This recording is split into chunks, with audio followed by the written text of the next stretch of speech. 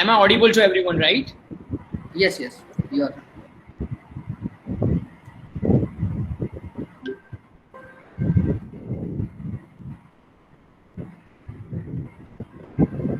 Hello everyone, good afternoon and welcome to today's webinar on the machine learning and its industrial application. Moderators of today's webinar are Dr. Siddha, Director of Continuous Education Program, and Abhishek Tripathi, Assistant Professor, CST CIT. Welcome to Mr. Parth Parikh, who is the speaker of our today's webinar, and he is the artificial intelligence and machine learning engineer in Silicon Software Indian Private Limited, and having tremendous knowledge about the field of the machine learning and artificial intelligence. Without further ado, we are starting with our today's webinar. Welcome everyone and welcome Mr. Parth Parikh. Good afternoon to everyone. We are mainly discussing about machine learning and its industrial application. Now, before directly moving to the topic or to the machine learning and its application, we will have a look about the current scenarios that we are facing in the world. Okay, uh, why we need to understand this? Because this will make us able to understand the problems that we are having around us and how those problems can be solved using machine learning. That is what we are going to see. So how machine learning will play a vital role in each and every domain that we will see throughout the session. We can see, due to the technology, each and everything is connected to each other through one or other instruments nowadays, right? So for an example, edge, IoT, and other cyber physical system, industry version 4.0. So these are the things that are there into the world at present. We are having complex problem structures. So as everything is connected, for an example, this is a small image of water pipeline connection somewhere. Okay, now these are the cyber physical devices. Earlier it was a normal water connection, water pipe connection. Now these connections are used as a network. So they are being converted to cyber physical devices which can be used to understand the complex structure, and we can apply machine learning kind of things, a artificial intelligence on this to find out particular problem. For an example, there is a 100-kilometer long pipeline and we want to know whenever there is a leakage into the pipeline. It is very much difficult. So we are having such complex problem structures around us. This is not only about water pipe, it is about electricity network also, it is about other physical devices network also. Other things are technical necessities. Now nowadays people are very much involved in all this technical development, and everything is coming up with an application. For an example, earlier it was like, it was a scenario when every business would require a website, but nowadays, when if you want to get succeeded at rapid rate, you need to come up with your own application, with your own mobile application. That is not the only thing. Even everything is coming like Alexa, Google Home. So the necessities that people are having are quite high, though they are not they may be using technical devices, they may be using technical solutions even without having knowledge about the development. So technical necessities are being grown day by day. Cyber challenges, we will be discussing one of the use case in further slide, that cyber challenges are very much increasing at rapid rate. They are increasing at rapid rate. If you see, like in within last 6 months there are 15,000 cyber cases in Gujarat only, and people are making frauds using Paytm, they are making frauds using OLX, Quicker, these kind of websites. So cyber challenges, we are having this kind of problems, this kind of technical jargons around us, and that is why we want something which can be automated. That we want something which can make decision on its own. If there is a leakage, a system should be there which will let us know, okay, there is something like this. If someone is making a fraud transaction, a system should be there which will make us know, okay, there is something related to cyber criminal activities over here. If things are connected to each other through some network, or they are within the particular network, local or when, there should be something, there can be a mechanism which can automatically detect, okay, this is the path that you should follow, this is the way you should communicate to devices. At present, each and every device come up with its own kind of metadata. So for an example, when I insert my USB into the jack, into the female USB, it understands that whether it is USB 2.0 or USB 3.0. Why? Because it is having that metadata with itself. But what if a device is not having any kind of metadata? It is a kind of new device. How our system should understand it? So there should be some system, there should be some mechanism which will allow us to solve certain problems like this. If you are facing a problem in day-to-day life, can you automate that solution? Because it is occurring every day. Every morning we want to clean our home, every morning we want to have a tea, every morning we want to have a breakfast. Is there any mechanism like a robot which can do this task, or is there something which can reminder very useful, but if you want to make it think like a personal assistant, then it is not sufficient to just feed the data. It should be updating itself, it should be dynamic also. So these are the few things. There are a lot many other challenges other than that also, like malware that are spreading throughout the world, all other connection other than this water pipe connection, network related issues. So lot many things are there which are other than this in the network in the world.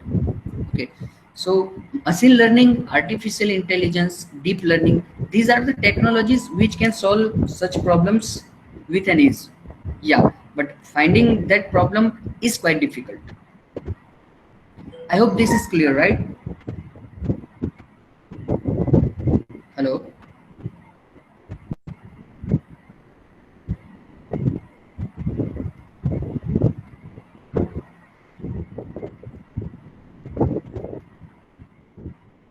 So what is machine learning?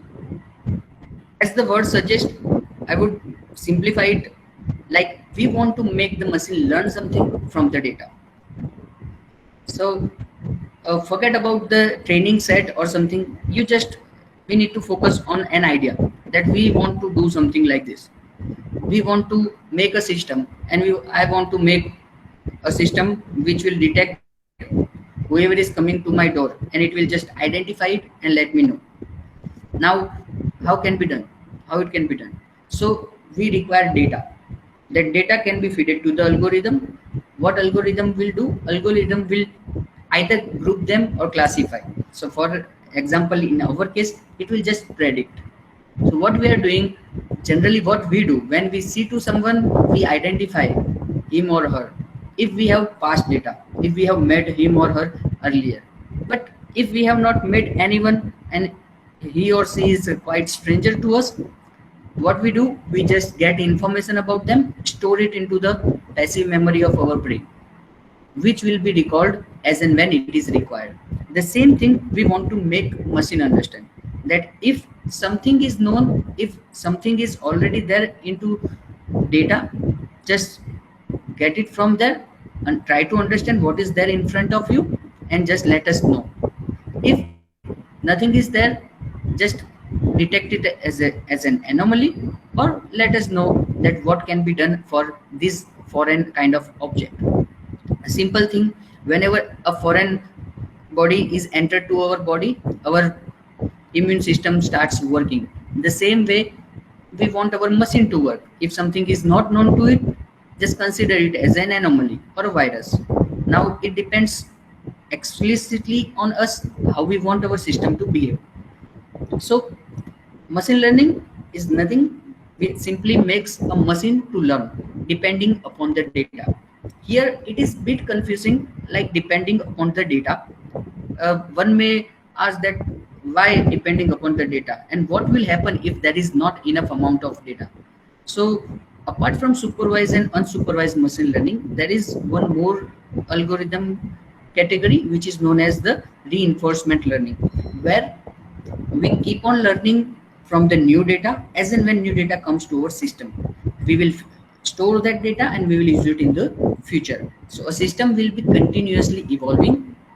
So machine learning, nothing, we want to make machine learn depending upon the data, how to behave, how to decide. It may be some prediction, it may be grouping of some objects, or it may be simply clustering, segregation, or some kind of recommendation that we want. We will see how it is evolved over years.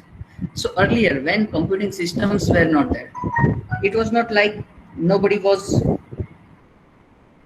using such thing. Humans are using these things since lot many years, right? So what they are doing, they are using it, they are using their experience. Whenever we want to make a decision, what we do, we use our experience. So initially people were just making decision using their experience. Then in 19s they come up with some manual analysis where they will be understanding the things from the data, but that was at very basic level. Then an era came with mathematics, so where people started statistical programming. They started to understand using basic Q, Pascal, Fortran. They started to understand the data, they started to understand mathematics behind the data, and they came up with solution that okay, this can be done. So simple linear regression, least square methods, those methods are not new. They were being used in 1970s also. In 1990s, GUI based development came in the picture. Tools like Weka and graphical tools where we just need to drag and drop. We need to use some kind of connector to connect to the database, and it started. So the GUI based development was nothing but it was the conversion from programming to drag and drop kind of services, so that people who are not knowing even the core mathematics of any algorithm, they can use it. For an example, if I say that naive Bayes algorithm can be used to classify, if you want to classify the classes, for an example, from the data you want to classify whether a person is a human or not. If you want to classify from the data, you can do simple thing. You can just feed that data using the GUI, drag a kind of model which will get that data as an input and give you the output. So you do not need to program it, you just need to use the GUI. That was the era of 1990s. Now it is automated machine learning. It might be new, like machine learning itself is a kind of automation of decision making.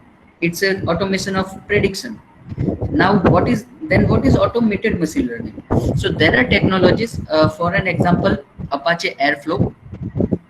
What happens once you develop a machine learning model? Okay, whatever system you are developing to make a decision, that is known as the machine learning model. Whatever model you are developing, that model will make the decision on the basis of data that it is having. Now for an example, I am having my energy consumption every day. I am storing my last 30 days data to predict for my next 2 days. Now once I'm predicting for today and tomorrow, now tomorrow I will be having one more day's data, that is of 2 days data. What I want to do, I want my machine to use this recent data as a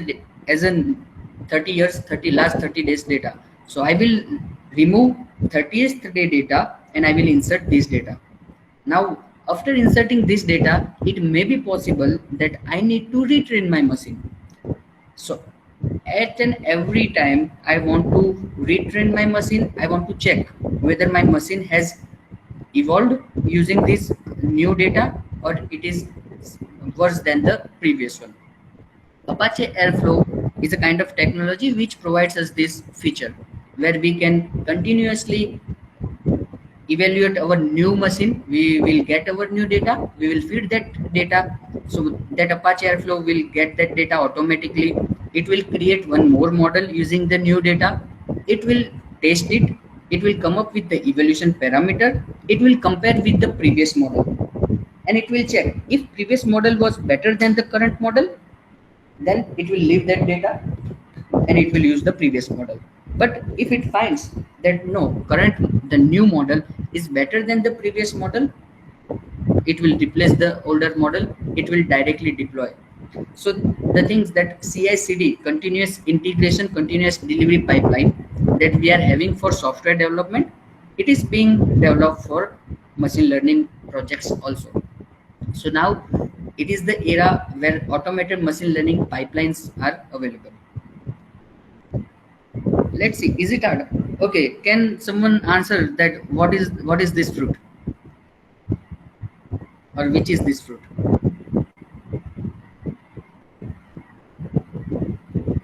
Anyone? Is it a peach? Yes. So when we see it, it is very much easier for us to understand that it is a peach. But when we talk about the machine, it may happen that machine will classify it as an apple, because even if you show it to 100% people, it may be possible that 70% or 50% people will be saying this is an apple, if we do not have the leaves or anything, if we just give an image like this just with the fruit. Now when we give it to machine, we want to make it understand that this is not an apple, this is a peach. At the same time, if you Google apple, okay, so what Google image is written, almost 50% results are of apple industry. Why? Because they are having also apple. So how to understand that a particular user is searching what? So machine learning, at the same time, it is not as easy as it is seen. What we want to do, we want to make machine understand, we want to make machine think like us. So if we can be wrong somewhere, then machine can be certainly. We can improve it using the same experience that we are having. We can give such experience to the machine. So machine learning, everyone is asking the question, is it hard to do or is it easy to do? It is not hard, but at the same time it is not easy also. It depends on the problem to problem. If you are having a data, a collection of data which is really classifying things very easily, then yes, it is very easy. For an example, color of an object, if it is a black color, if it is a white color, if you are having two color objects only, it is very easy for you to also remember or also understand. At the same time, if you are having three color object, one is red ball, another is blue, another is green, we simply give system that okay, the object is having color code RGB, so if it is having FF0000, it is red. If it is 00FF00, it is green. If it is 0000FF, it is blue. Why? Because it is very much easy to classify. But at the same time, we are adding intensity, we are adding something else, and using the color, if we want to identify who is the person, it is not possible, because color and person, that data does not classify the object properly. So machine learning is not hard when you are having enough data, when you are having data which can classify the objects very easily, or you can say you are having a better classifiers in case of classification. If it is clustering, if you want to group the objects, there should be very good similarity between the objects. So for an example, apple and peach, they are having more similarities. So ungrouping them is the kind of difficult thing. We can group apple, we can group peach by visually, but when we want to make our system do it, it is quite difficult, because both is having kind of same shape, both are having kind of same color. One more problem is like when you are clustering the objects, when you are grouping the objects, you need to make sure what kind of features or why that object is classified or clusterized. For an example, I am giving you 100 shoe pairs. I am giving you 100 shoe pairs. You want to classify them according to the size. But if your camera is above the pair, it is grouping it. But you are not knowing that group colored with blue mark is of size 44 or 43. So you need to make sure whatever group you are doing, whatever grouping you are doing, whatever clustering you are doing, that cluster should have some meaning. And you need to make our system understand that when this cluster is identified, this meaning should be associated with it. So in this kind of cases, it is bit hard. Otherwise, machine learning, if you are having enough amount of data and very good classification or very good differentiating parameters, yes, it is not that much difficult. And nowadays we are having lot many built-in algorithms which with frameworks like TensorFlow, PyTorch. So identifying things from the object classification from the image video, they are little bit easier than it was earlier, because earlier we needed to develop whole algorithm. But nowadays, annotate the images, download the TensorFlow model, create TensorFlow records, feed it to the model, and model will be using some deep learning CNN, faster RCNN, mask RCNN kind of algorithm, and it will just classify the objects. So it is not that much easy also, but it is not hard also. We'll see this use case later. So let's see what are the industrial application of machine learning. So, okay, how it can be useful in healthcare? Yes, anyone? Like how it can be useful for healthcare or in healthcare?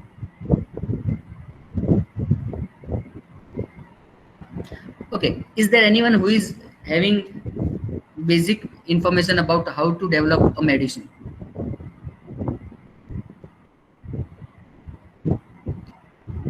Okay, let's think that we want to.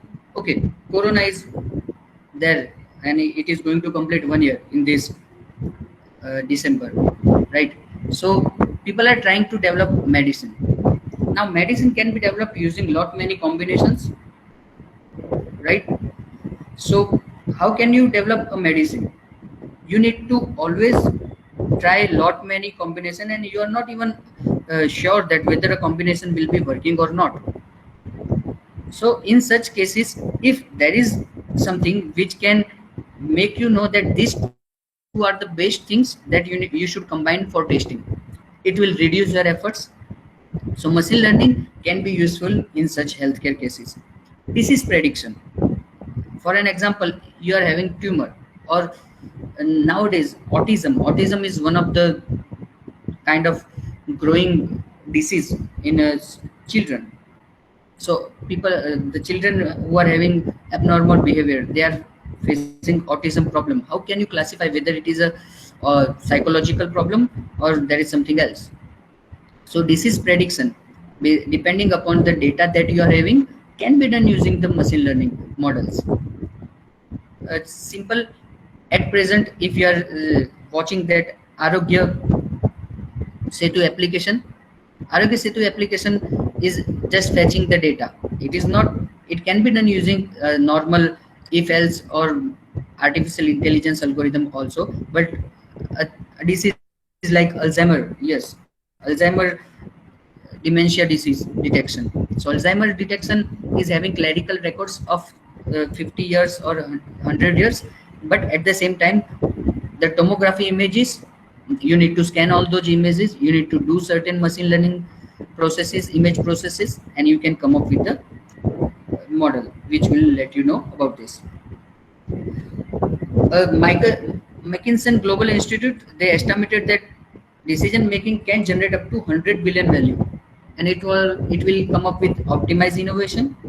It will efficiency of the clinical trials. For an example, at present we want to try each and everything without knowing certainty of the decision, but if you are having a model which can let you know about this, it would be very good.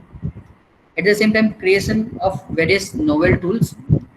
For an example, if you're at present we are having scans like X-ray scans, but what if a machine is already letting you know after scanning, in place of giving you the X-ray film, it is identifying whether a person is having fracture or not. it will be very much useful. So as I said, that discovering a new drug is quite expensive and lengthy process. We need to test lot many things, but machine learning can speed up such things. Let's see one of the. We were very excited about this partnership, bringing Pfizer, the deep domain expertise of Pfizer in the context of drug discovery, the work that we started in immuno-oncology and cancer, marry that with cognitive computing technologies, and the two names of IBM Watson Health and Pfizer, I think we can lead the space and really have a transformational play in this space of drug discovery. IBM Watson Drug Discovery will allow us to connect knowledge that was previously siloed into different areas. As human beings, we all have areas of expertise, but there are orthogonal links between one area of expertise and another that are often left undiscovered. And it is those non-obvious links that can really lead to some innovative combination medicines that will really be game changers in terms of cancer therapy. We need help, and we believe cognitive computing capabilities provided by IBM will help us accelerate really important medicines to patients who are in desperate need of it. So IBM Watson is going to affiliate with Pfizer company. So they want to develop some drug using the machine learning models. So you can see that machine learning is moving to each and every domain very fast, and it can be very much useful. Machine learning can be useful in finance. Now how it can be done? So for an example, whenever if you are not making transaction of more than certain amount, for an example, I am always using my ATM card for withdrawing up to 5,000 rupees only. My data, my transactions are stored with the bank. Now as soon as there is a transaction which is more than 10,000, or which is a kind of anomaly, which is not a legitimate transaction, what will happen? You will get a message from the company or from the bank, okay, that this is happening. Such things, such frauds can be identified using machine learning model. It is not a simple thing that okay, he is using 5,000 rupees transaction always using ATM, he is doing 5,000 rupees transaction always using ATM machine. Let's do one thing, do not make a system understand it, and whenever there is more than 5,000 just generate the alert. No, it is not like that. Machine learning will let you know what can be the threshold value for this. For an example, if I am always making 5,000, that doesn't mean that I am only using 5,000. They will scan all my records. Whenever I am making an online transaction, what is my paying capability, how much I can pay. If I am buying something from Flipkart, if I am buying something from Amazon, how much money I am spending. Till date, in last 10 years, I have used my ATM card, and the maximum transaction that I have done is around 10,000 or is around 15,000. So they will understand, the system will understand that this person is having paying capability of 50,000 online. He is not afraid of making any transaction, or at least till 15,000, till the amount reaches to 15,000. The machine will understand this thing. It will relate this thing. It will come up with one threshold value which can be useful to understand whether a transaction is fraudulent or legitimate. Same way, whenever you are applying for a credit card, they have built a system for identifying the limit for particular user. They are using our CIBIL score. They come up with the solution that okay, your CIBIL score is above 740, 750, you can get credit card. If your salary is this, you can get credit card with this amount of credit limit. So such things are very much useful in finance. Financial fraud, they are costing 80 billion annually. Out of that, 50 billion per annum is only happens in America. So whenever we are making a transaction, they are analyzed at real time, and they are identified whether it is a fraudulent or legitimate. There are certain use cases like Citibank. they have communicated with fraud detection company called Fizzy, and they have used their system for real-time identification of this fraud, whether it is in online or in personal. PayPal is also using machine learning to text whether a transaction is legitimate or fraudulent. So machine learning also, other than this stock exchange, people are continuously trying to predict the futuristic price of particular shares or particular equity. So what they are doing, they are trying to use methods like LSTM. They are trying to use sometimes simple regression methods also, and they want to know what would be the future price on the basis of previous data. The same way they want, if I am having a data about a company's last 10-year financial transactions, what I will do, I will take all those data, what is the income, what is the total other expenses that a company is doing throughout the year. I will just get its balance sheet for last 20 years, 15 years. I will develop a model which will let me know, okay, this company is worth investing or not. So such things can be useful. Machine learning in finance is very much useful. Mainly they are using for fraud detection at present. Other anomalies can be detected using this.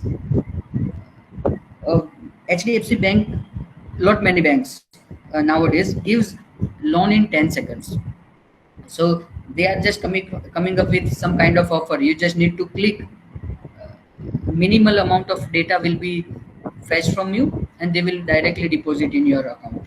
Now, why they are so much confident about you, and why they are not that much confident about each and everyone? Because they are having some system which makes them understand that, okay, this is a kind of person, or she is a kind of person who can make a payment at time, because he is having very good credit history in the past. He has always made payment on the time for other loans and everything. So machine learning is very much useful in finance. In retail, Amazon, Walmart, Netflix, these are the industries which are using this to increase their sales. They are suggesting you what to watch. Amazon is suggesting you what to buy. Now, just think that if machine learning is not there, if artificial intelligence, if this kind of algorithms are not there, what will happen? You will go to a website, you will see whatever everyone else is watching. You will just decide whether you should buy or not. But will you like to be treated as a general, or will you like to be treated as a personal? If your homepage is personalized according to your forte, according to your choices. For an example, I have bought something at earlier stage, I may buy such things. Or I have buy 10 things from Amazon, out of 10, 5 things are matching to some other buyer. It may be related to me also. It may be possible that my choices are very much alike with someone else's choices. How can you use this, or how can you use such information? How can you come up with such correlation of different users? So such things can be useful. Item-based filtering can be done, and you can, or user-based filtering can be done, and you will just treat each and every user personalized. For an example, one use case that we left.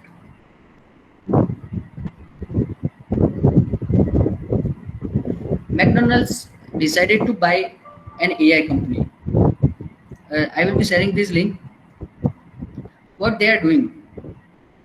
So each and every driver, whoever comes to the McDonald's, they will be having personalized menu.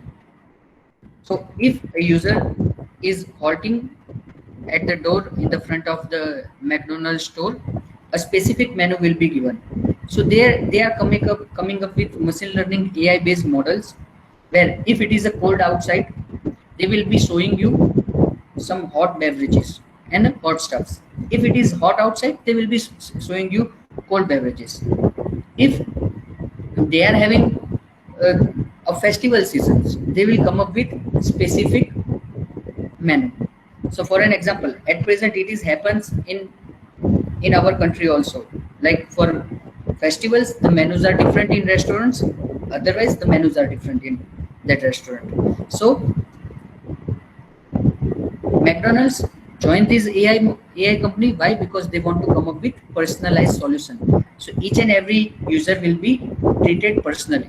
So they will be feeling more genuine. They will be feeling more loyal. Why? Because loyalty comes with a price. So according to Harvard Business, it was reviewed that new customer is 5 to 25 times expensive than retaining old one. So in place of finding new customer, obviously it is very much necessary for any retail business, but at the same time, not losing old customer will make us benefit at the very long period.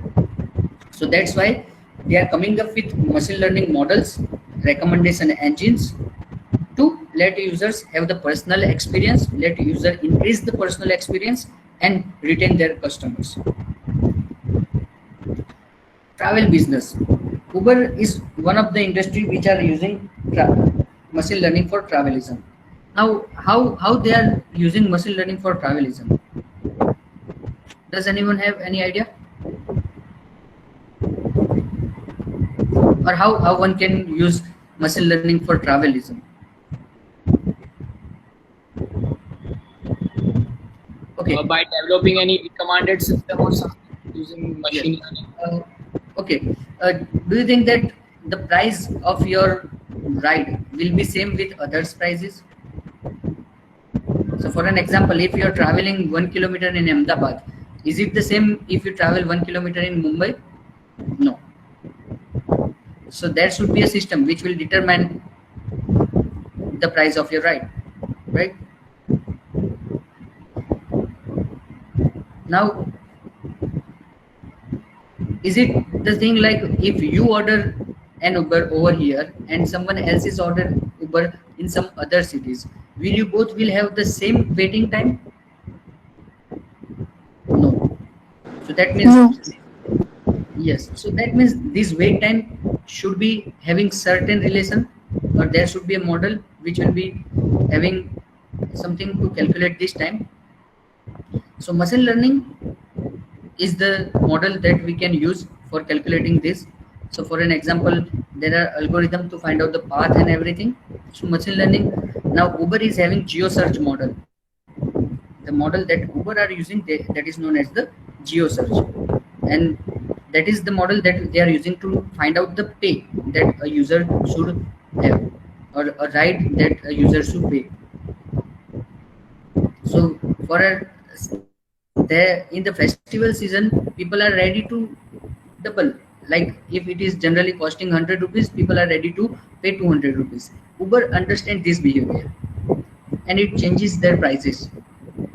So for an example, in New York, that is the case, that is the scenario of New York. When there is a Eve in New York, generally the fare changes from $37 to $137 for 1 mile. Why? Because Uber takes the leverages. They are having the predictive model. They are using that model to understand at what time the pattern, they are finding the pattern that users are ready to pay as much as we want, or they are ready to pay higher wages, they are ready to pay higher charges in particular season. So what they are doing, they are trying to understand this, and that's why drivers are also earning a lot. So these are the things that Uber is using. So you may search at later stage that GeoSearch. Let me just give you the name. GeoSearch is the machine learning model that Uber is using.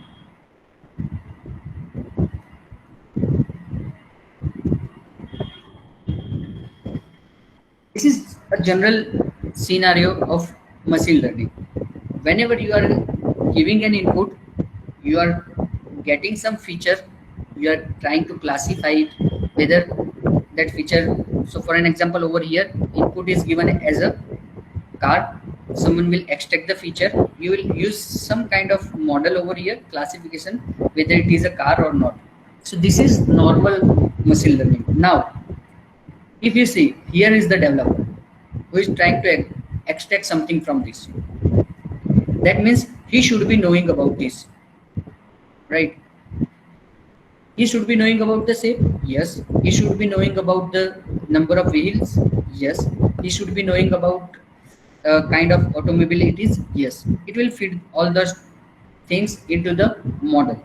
So what model will do? Model will also extract those features and give it to the neural network or a normal any model, and it will classify.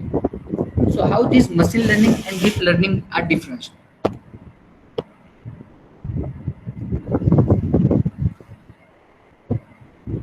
Okay, anyway, like how machine learning. Okay, there is another term, deep learning. We all know about it, right? So machine learning that we were discussing by now. So what is deep learning then? If machine learning is this, then what is deep learning?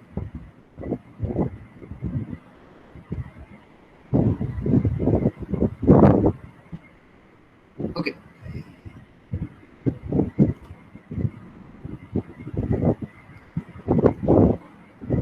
Now here, Deep learning, basically the algorithm, a neural network. yeah, go ahead. Different neural network mechanism. It's a part of machine learning. It's not certainly part of machine learning. It is, but in machine learning, what you do, you extract feature on your own. But in deep learning, those features are extracted automatically. Now, it may be possible that there are certain parameters. For an example, I am building a database. I am building a data set according to person's choices, whether he is going to buy a car or not. So when someone enters to my store, I am owning a car store. Someone enters to my store. I am having multiple brands. For an example, Hyundai and Maruti both. Let's say I'm having both the brands.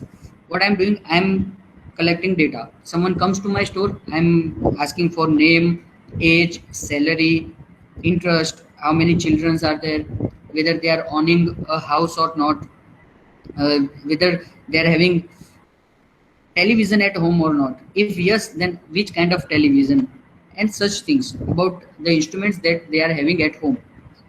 Finally, if he is purchasing a car, I will just write down the model that okay, he is purchased the car cost was this and model. Now, what do you think? What are the things that will matter to the decision according to normal human behavior? While I am buying a car, what kind of things will be mattering to me? My salary, for sure. How many members I am having in my family? For an example, if there are only 3, I may buy 4-seater. If there are 6, I may buy 6 to 8-seater. So number of people living in the family. Is there anything else that is mattering to my decision? Fuel efficiency. Efficiency. Okay. Fuel efficiency. Okay.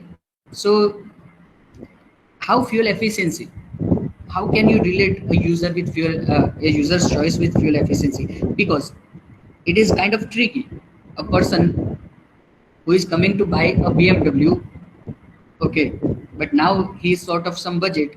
For him, the best and the latest model of some highly costing car will be fine. But for a person who is going to buy Alto, it will be very much difficult for him to buy Swift.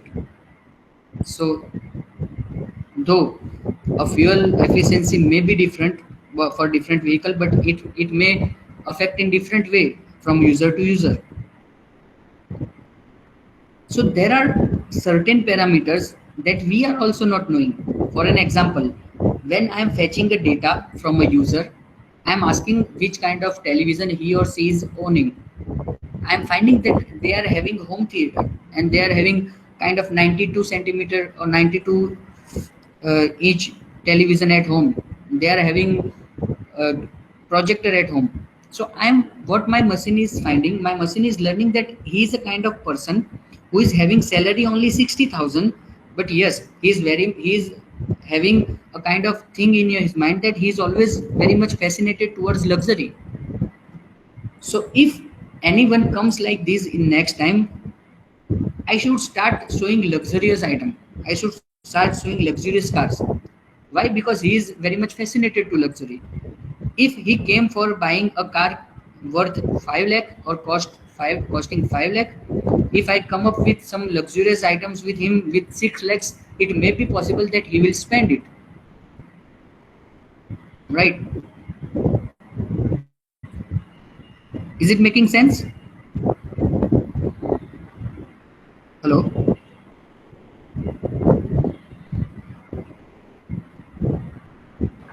Yes, Parth. Yes, sir. Yes. Does it make a sense? So Yes, sir. So, and such things are happening. Like if someone goes to DMart, even if he is having a list, she is having a list, he always buys one or two item more. Why? Because of their arrangement. That is from the time of data mining also, right? So deep learning, how it is more useful, because the parameters, the hyper parameters that we cannot assume, that can be calculated within the hidden layers automatically. So when we are applying CNN, it is coming up with the matrix multiplier. Now how it is calculated, that is very much difficult, right? So this is the thing. Deep learning comes up with parameters which may not be known to you. So it always automates the hyperparameter finding. It extracts the features, it adjusts the hyperparameters, and it come up with the model, and it will let you know whether it is a car or not. In this case, whether it is a car or not. But in all other cases, the process that we are doing of extracting feature, that is being done by deep learning model itself, right? And that is why it is more, sometimes it is more efficient. Now it completely depends upon the data that you are having, whether you should go for deep learning model. Also, you need to be very much sure about using any model, any particular model for particular use case in the industry. See, trying a model on data, coming up with certain solution like classification or clustering on a single system, that is fine. Why? Because when I am using my own system with 4 GB of graphics card, 16 GB of RAM, it is running smooth and it will come up with the solution. But when I am thinking at a broader level, at an application level in the industry, it may be difficult to manage such resources. For an example, I want to control the lights over the street. So the street light should only throw light according to the necessity. So if it is 6:30 a.m., the light should be on, but with 10% intensity. If it is 7 a.m., the light should be on, but 15% intensity. If it is summer and 7 p.m., it should not be giving more than 5% intensity of the light. Now, I need to have something with the light itself. So I need to mount something on the top of light which will be controlling the light. Now, if I want to mount something on top of the light, it cannot be certainly a computer, or I cannot have a kind of processor with Core i7 or Xenon processor. Why? Because it will be costing 50 to 70,000. So I cannot use such kind of machine for such kind of small task. What I will be having? I will be having small board like TSM 900 or Raspberry Pi or Beaglebone. There are lot many other boards like this. I need to use such boards to learn something from the data and decide depending upon the model I am using. So is it worth using deep learning at that time? Maybe according to accuracy, but I need to have a trade-off. What would be my computing resources?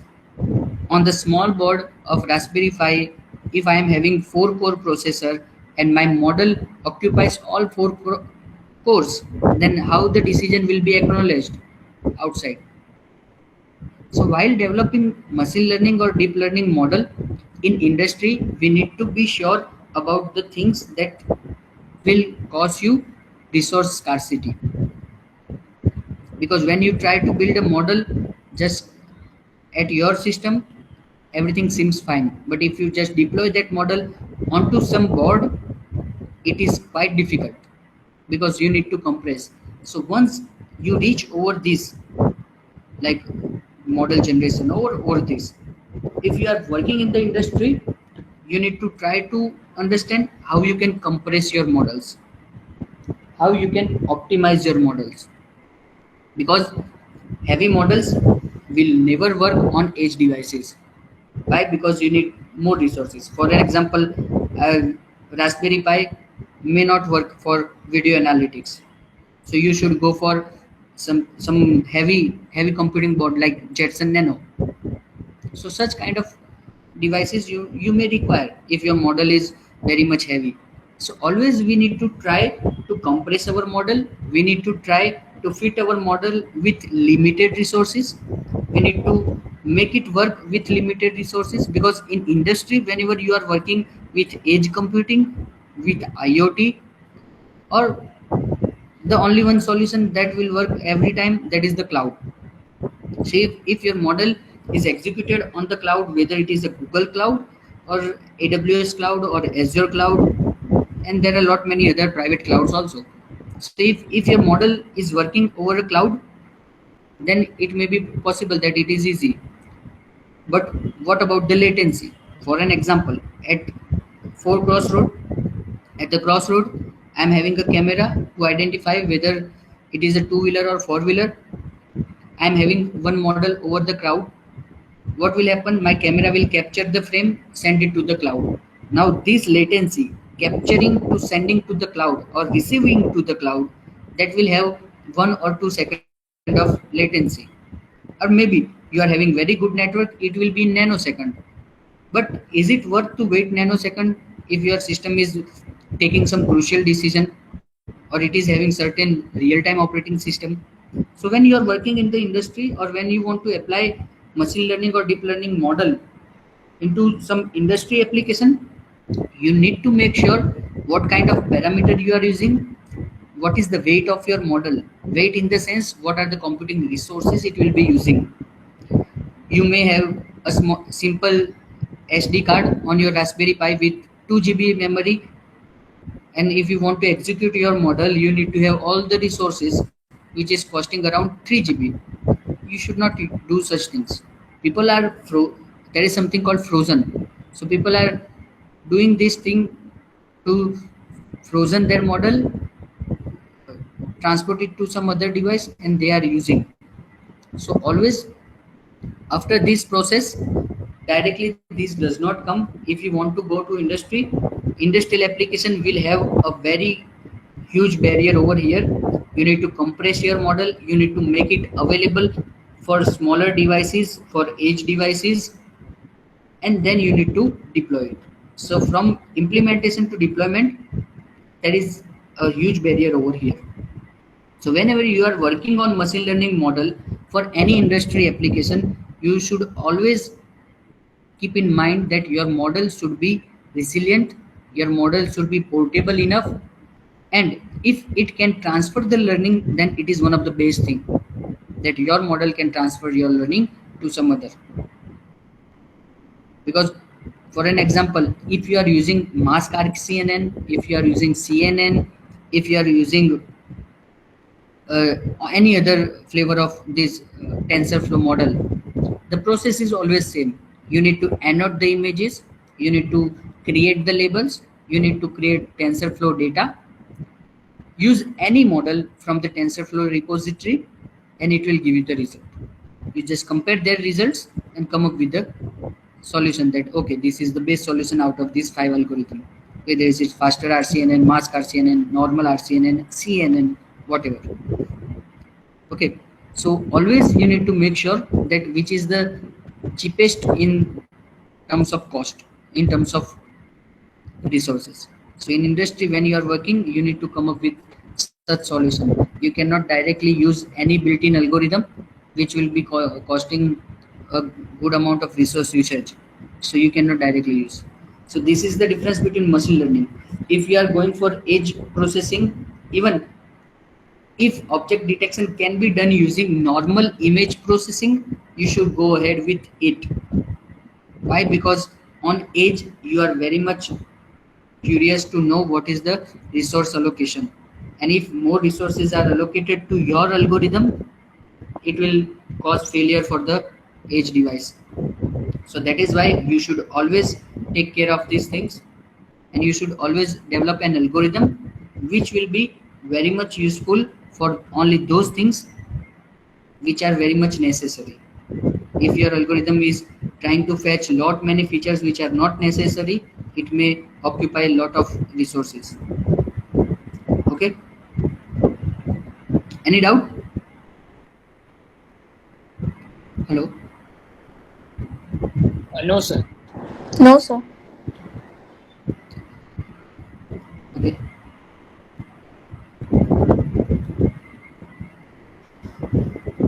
Okay, so that was all from my side. Okay, sir. There are some short of the question from the viewer side. So, Okay. The first question is that how to learn a complex mathematics for machine learning? Okay. How to learn complex mathematics for machine learning? See, it is not that much complex, but the thing is, you should understand it with some basic fundamental. For an example, let me give you a simple example.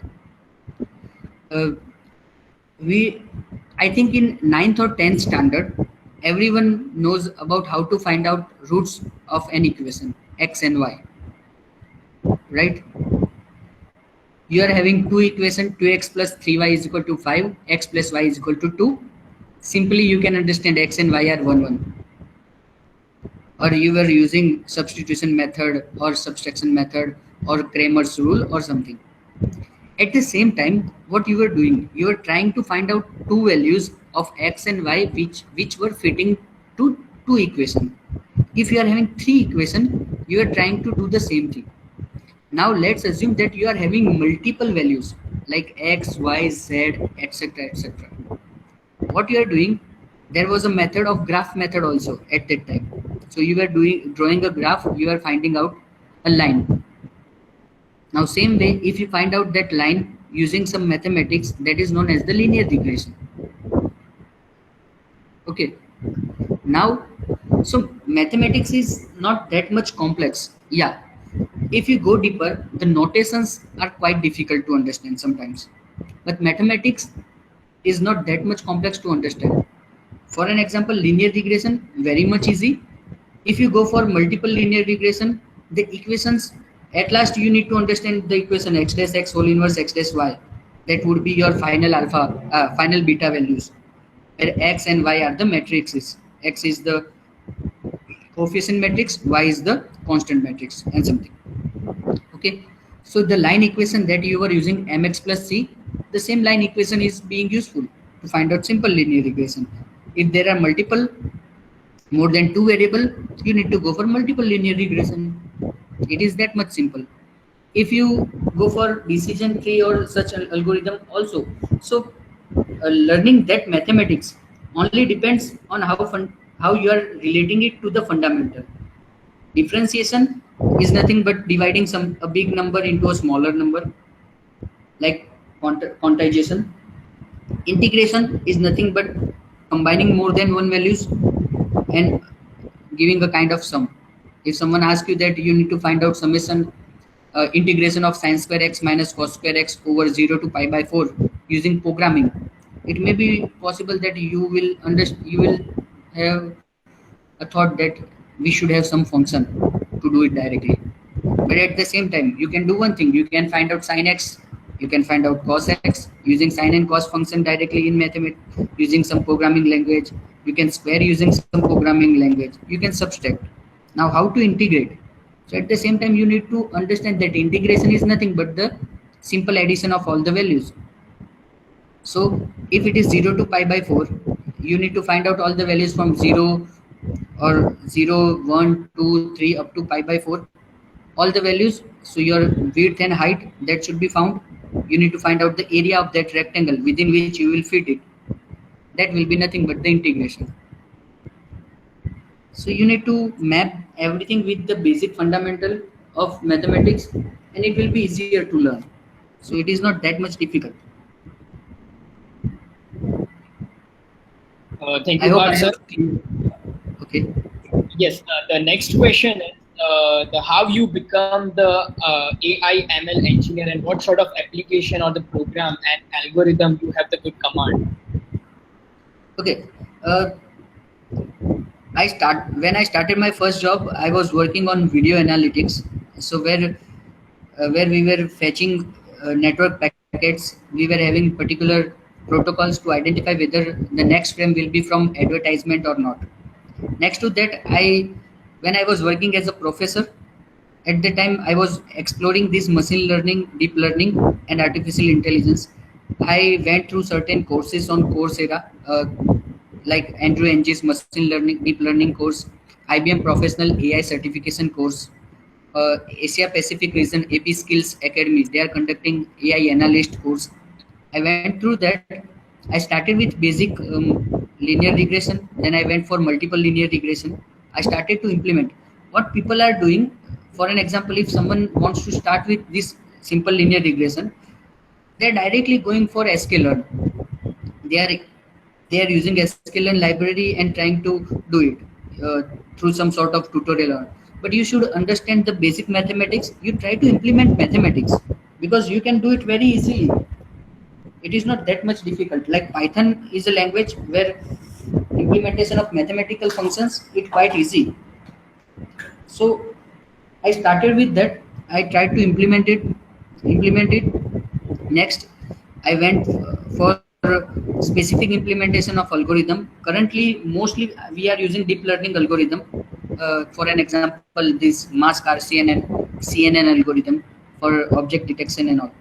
So, like from BTech or from my masters to journey to AI ML engineer is nothing but you try to implement algorithm on your own. Do not try to use library. Use library at later stage and then try to see the difference. That whenever you are doing the same thing, your computing power is occupied very well, or it is causing you 10 to 20 seconds to execute your program. But if you are using sklearn, they are not taking that much time. So there should be some difference. Second, you should also understand, for an example, if you are using Python, you should be very much clear about vectorization, how you can use multiple values at the same time, how you should avoid looping to make it faster. Such things are there. So the basic thing, you need to start with basic, try to implement algorithm on your own, find out functions. So always write down the algorithm on the notebook or somewhere. Try to implement those steps only. Once all the steps are implemented, combine all the snippets of code. For an example, functions, and at last you can have the function. I would suggest to go for Andrew Ng's deep learning course. Everyone, they would be learning very good amount of deep learning over there.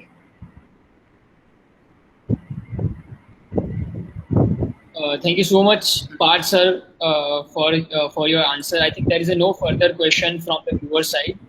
So thank you so much, Parth sir, to share a valuable knowledge from behalf of Parul University. I am also thankful to provide us a valuable knowledge regarding machine learning and artificial intelligence. Thank you so much, sir. Okay. Okay. You can reach me at part.innovator@gmail, and my LinkedIn is Parekh Parth V. That is my LinkedIn profile. Anyone can join at any time. Thank you for the session. I'm really grateful to Parul University, Umang sir and Chirag sir especially for giving me an opportunity to deliver something to the audience. Thank you so much, sir. Thank you. Have a good day. Bye bye. You too, sir.